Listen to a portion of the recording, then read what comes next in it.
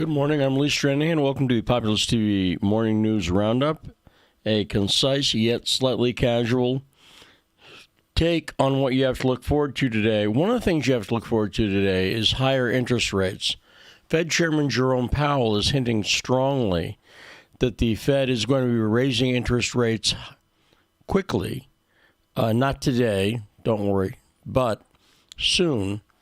And higher than expected. And that's coming. What you are going to find out today is what the new inflation numbers are. And I pointed out that under the Biden administration, the media tends to underreport things. But I expect when the inflation numbers to come out, they're going to be bad. They're going to indicate the biggest inflation, again, in 40 years. And as a frequent guest on our show, The Backstory shows, Mark Frost, he's a freaking guest, he's an economist.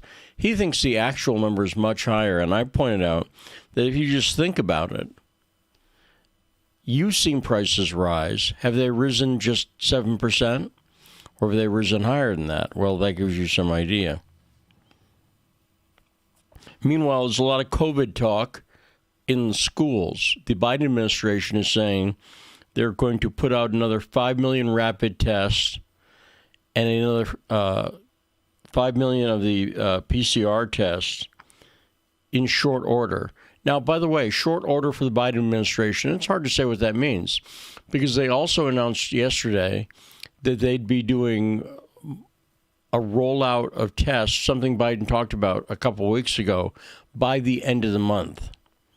That's not very timely for something we're told is an urgent matter to get tests out, where you'll be able to get at-home tests from the government by the end of the month.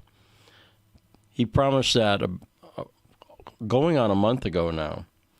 So that's part of what's going on there. Meanwhile, the talks between the U.S. and Russia in Geneva, there's no progress. I wouldn't say they're going badly in that no fisticuffs have broken out, but they're not going well in the sense that nothing good has come out of them yet. Meanwhile, North Korea has been testing a new hypersonic missile that they launched in the Sea of Japan. It seems to have been confirmed that this was a hypersonic missile, which is that if you're not keeping track of missile technology, that's the newfangled, very fast missile. And it's a medium to long-term missile that North Korea tested. Went about 450 miles, so we'll see. Meanwhile, Russia has done more military troop maneuvers.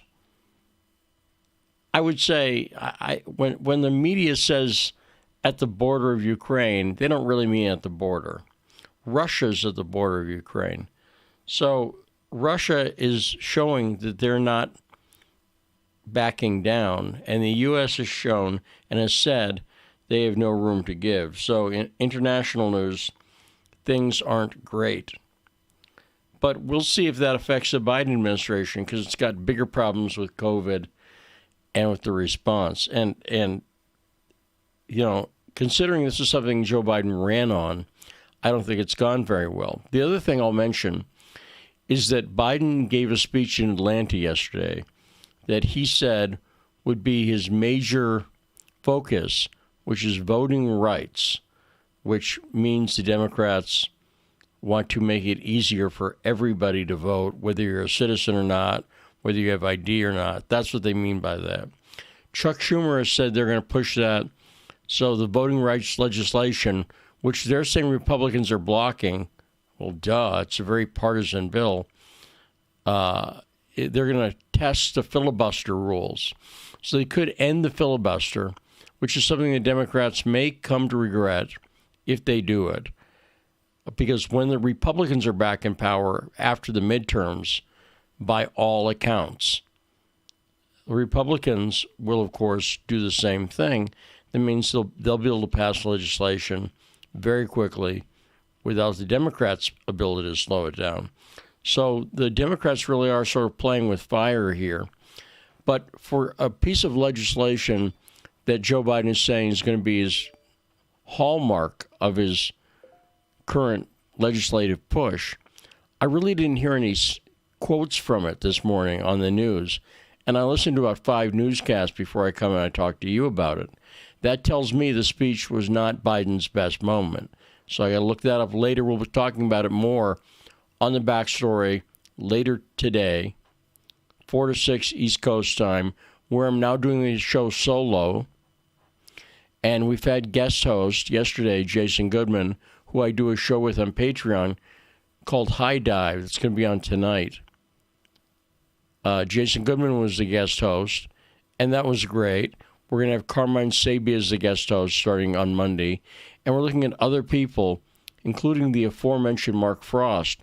Maybe we could have Frosty Fridays, because, it's a good name, later. But anyway, that's the Morning News Roundup. I'm Lee Stranahan. Have a great day. Bye-bye.